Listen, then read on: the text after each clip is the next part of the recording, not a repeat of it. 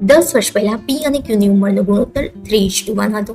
10 વર્ષ બાદ તેમની ઉંમરનો ગુણોત્તર 2:1 થાય છે. તો પીની હાલની ઉંમર કેટલી? આ દાખલો પણ આપણે સમીકરણ વગર ગણીશું, જેવી રીતે પાર્ટ 1 નો દાખલો ગણ્યો હતો.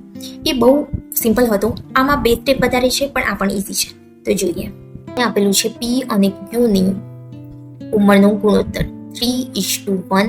10 વર્ષ પહેલા, 10 વર્ષ બાદ 2:1. આ બંને ગુણોત્તર વચ્ચે સમયનો તફાવત કેટલો છે?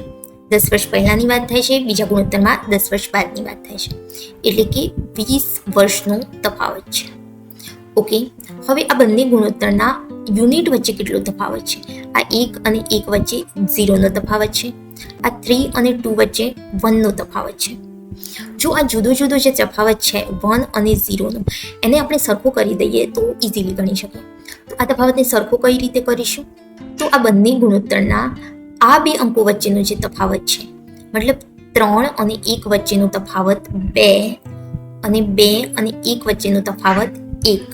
જો આ તફાવત સરખો થઈ જાય તો આ જે તફાવત છે એ ઓટોમેટિક સરખો થઈ જશે. તો આ તફાવત સરખો કઈ રીતે કરવાનો? અહીંયા જે 2 નો તફાવત છે અને અહીંયા જે 1 નો તફાવત છે, એમનો એલસીએમ લેવાનો, લસા. તો 2 નો અને 1 નો લસા કેટલો થાય? 2. મતલબ આ 2 ના તફાવતવાળા ગુણોત્તરને કંઈ નથી કરવાનું.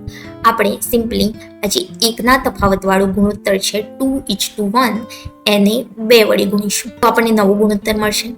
2 2 4, 1 2 2. હવે આપણો નવો ગુણોત્તર 4:2 છે.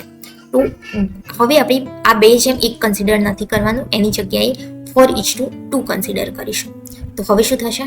10 વર્ષ પહેલાનો ગુણોત્તર 3:1 અને 10 વર્ષ બાદનો નવો ગુણોત્તર 4:2. હવે એમના અંકોનો તફાવત આપણે જોઈએ તો 1 અને 2 વચ્ચે તફાવત કેટલો થાય? 1. 3 અને 4 વચ્ચે તફાવત કેટલો થાય? 1.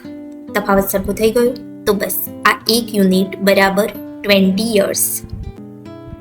તો આ 1 યુનિટ બરાબર પણ 20 years.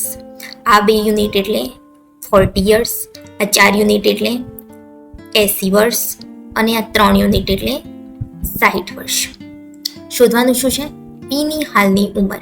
આ 60 વર્ષ એ પીની 10 વર્ષ પહેલાની ઉંમર છે. તો અત્યારે પી 70 વર્ષનો હશે.